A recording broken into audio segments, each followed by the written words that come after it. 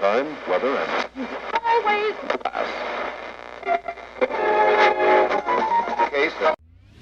Site radio. Place à la jeunesse. Time, weather and... Bonjour et bienvenue, comme promis pour cette émission du mercredi 30 mars, nous nous retrouvons pour un jour un micro-trottoir. Je m'appelle Valentina et je serai votre présentatrice pour cette émission. Aujourd'hui, je suis en compagnie de Amina. Bonjour, je m'appelle Amina, j'ai 12 ans et je suis au collège Varsovie. En compagnie d'Arthur. Bonjour, je m'appelle Arthur, j'ai 13 ans et je suis au collège André Chénier.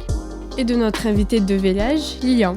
Bonjour, je m'appelle Lilian, j'ai 12 ans et demi et je suis au collège André Chénier. Nous allons discuter avec eux des aménagements du centre-ville. Que pensez-vous des aménagements sportifs au sein du centre-ville ? Disons que c'est assez limité, je trouve qu'il en manque un petit peu. À part le skatepark que j'ai en tête, il n'y a pas grand chose. Ils sont absents. Il n'y en a pas à part le skatepark. Il n'y a pas de centre sportif. Il n'y en a pas. Pas incroyable, ça pourrait être mieux. Alors du coup je trouve qu'il n'y en a pas assez, il n'y a rien du tout pour les jeunes et ça serait cool qu'il y en ait un peu plus pour pouvoir occuper les jeunes et pour qu'il y ait moins de délinquance. Alors je trouve qu'il n'y en a pas assez, il faut vraiment aller à l'extérieur pour pouvoir faire des choses. Et qu'aimeriez-vous voir de nouveau au sein du centre-ville ? Une nouvelle boutique, un peu plus d'animation et des salles de sport, un petit peu de plusieurs choses. Ouais, en gros de nouvelles activités dans le centre-ville, dans les parcs du centre-ville. Plus de petits aménagements sportifs et sympas, mais je trouve qu'il n'y en a pas beaucoup. Après avoir écouté ces enregistrements, que pensez-vous des aménagements sportifs du centre-ville ? Dans le centre-ville, il n'y a pas d'aménagement sportif, je trouve ça bien dommage parce que quand nous on est en repos, on n'a rien à faire. C'est dommage aussi parce que quand on doit faire des activités sportives, on doit se déplacer loin pour pouvoir en faire. Et toi Lilian, est-ce que tu peux comparer les aménagements sportifs du centre-ville avec ton village ? Dans mon village, nous avons 2 aménagements sportifs, le stade et un terrain de tennis, et peut-être un skatepark. Arthur, qu'est-ce que tu aimerais voir de nouveau au centre-ville ?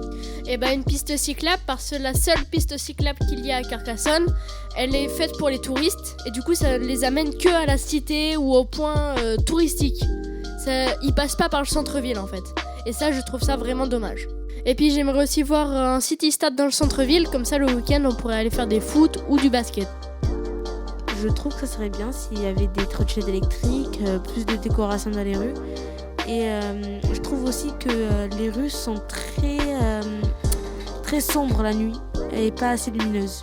Et toi Lilian, comment pourrais-tu comparer le centre-ville avec ton village ?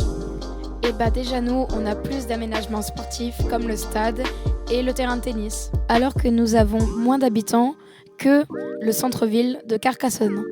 Mais après, il n'y a pas que du mal dans le centre-ville, il y a aussi la médiathèque.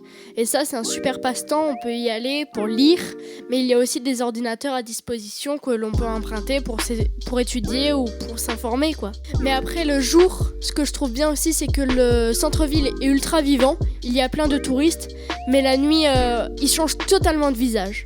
Ça devient ouf. Pendant les fêtes, comme à Noël, il y a la patinoire sur la place Carnot. Et certes, ça rajoute une activité, mais elle est payante. Mais après, tu peux t'amuser avec tes copains et c'est cool, quoi. Merci à tous et à toutes de nous avoir écoutés. On se retrouve le vendredi 22 avril pour la prochaine émission.